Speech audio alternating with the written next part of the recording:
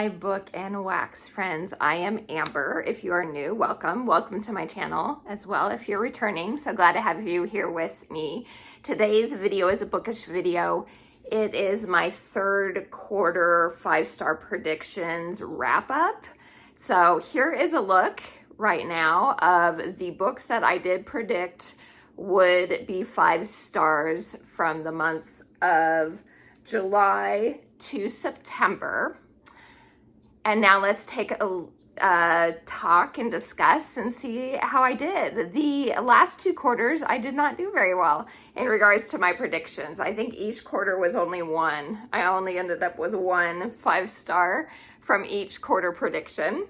But I'm happy to say that I got more than 1 this time around.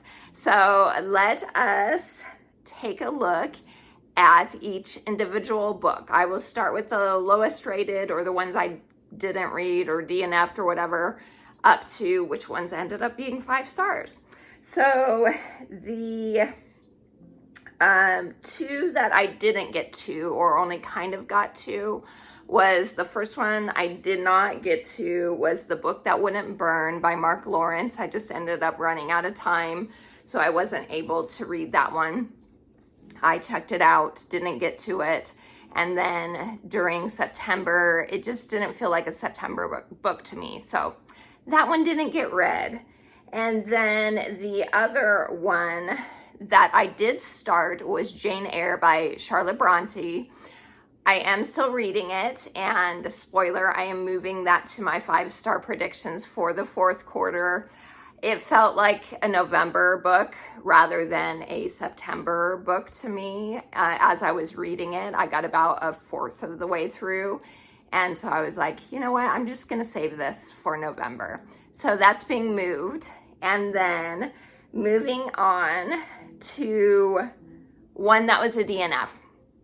And that was The Love Haters by Catherine Center. I just have come to realize with the last few books that she's released, or the last 2 books anyway, that she's not an author for me anymore. She, in The Love Haters, in the first chapter or so, had an F-bomb, and that's not something that I am expecting from her, because her books in the past, they've had some milder language, but not a lot. But these last couple books have had more profanity, and that's just not for me, especially in like contemporary romance type of books. That's just not what I like. And so I was like, I'm just DNFing it, even though I heard it's a cute story. It's just not one that I want to read. So I DNF'd that one. Okay, moving on.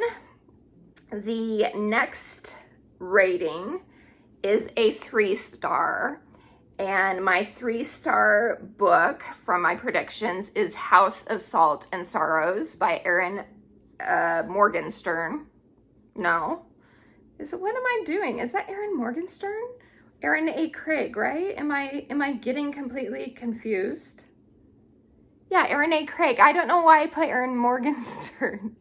That is another author, though, I know. Maybe that's why. I don't know. Sorry, it's Erin A. Craig wrote that book. I was confused for a second there. Anyway, House of Salt and Sorrows got a 3-star.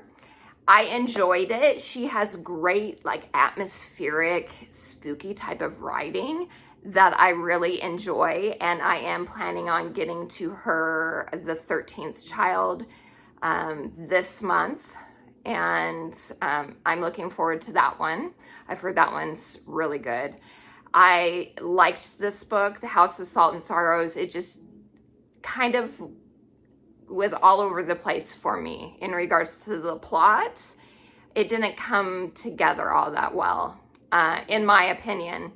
And so that's why it ended up being only a 3-star, which a 3-star is good. I liked it. It's just, as far as predictions go, I thought it was going to be 5, and it was only 3. So that is House of Salt and Sorrows. The next rating was a 3.5 stars, and that is for Remarkably Bright Creatures by Shelby Van Pelt. This is another one where I did enjoy it. I loved the POV of Marcellus the octopus and Tova, who is the elderly lady who befriends the octopus. But the third POV in the story, Cameron, I didn't like at all. I did not like him. So if we didn't have him in the story, I know as a part of moving the plot along, I understand why that was there, but I would have enjoyed it a lot more if we didn't get his point of view. So only a 3.5 for me with that one. The next ratings I have is a 4.5 star, right? That's the next one. And that one is for the book, which I actually have here with me, A Forgery of Fate. This is by Elizabeth Lim. This is the Owl Crate edition and one of my favorites. It's so beautiful. So this one was 4.5 stars. I really did enjoy it. I love the world. I love the idea of her forging pictures that kind of creates magic type of thing. And I thought it was a fun time. It just did not give me the 5-star feels that I was hoping for. So that is A Forgery of Fate, but I do highly recommend the book. The next rating, which was super close to a 5-star, but again, did not give me 5-star feels. It got a 4.75, and that is for The Floating World by Axio. This is Fairy Loot edition of the book. Again, beautiful, one of my favorites. I love this book. I just read this in September. Definitely check out my wrap up for the books I read in September. This was so fun. It had some whimsical feels to it that I really loved.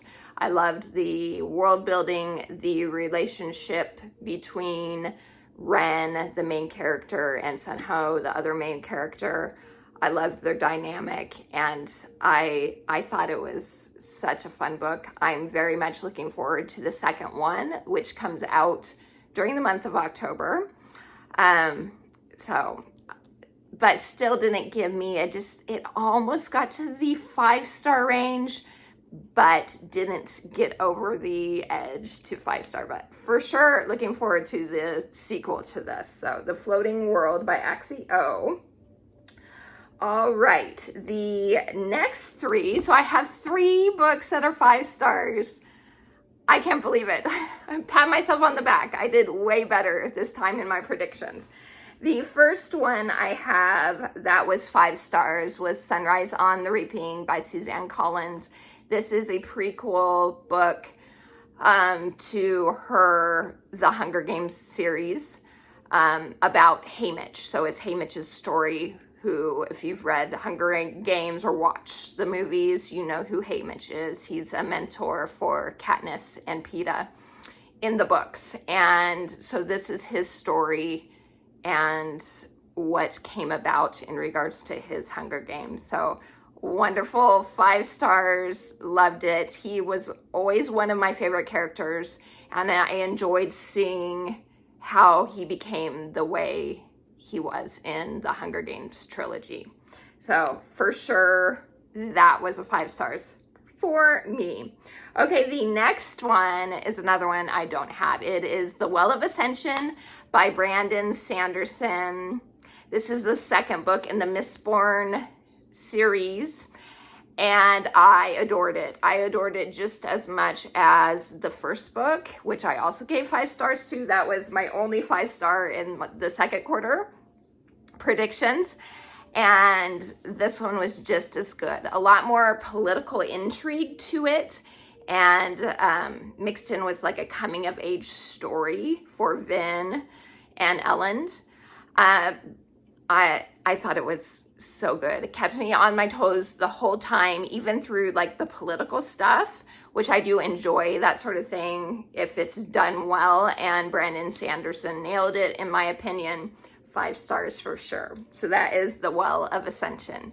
And then last but not least, Another 5-star, my final 5-star of the third quarter is The Enchanted Greenhouse by Sarah Beth Durst. I also read this in September. 5 stars, loved it so much. So this is a sequel in the Spell Shop world. It's a standalone though. You don't necessarily have to read the Spell Shop first. I recommend it because you get the backstory in regards to, or you know who the main character in this is talking about when it talks about Kaz, who's a sentient spider plant.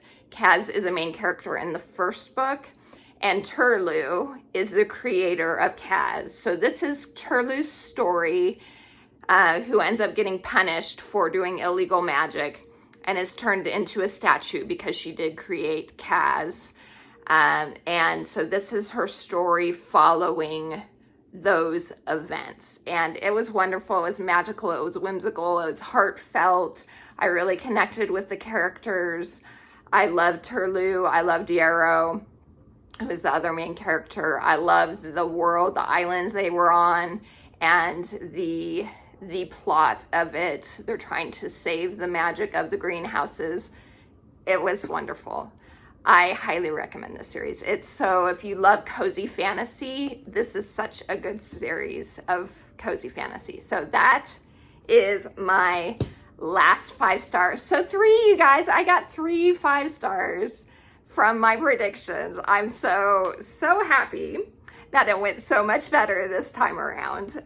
So stay tuned for my 5-star predictions for the 4th quarter of the year.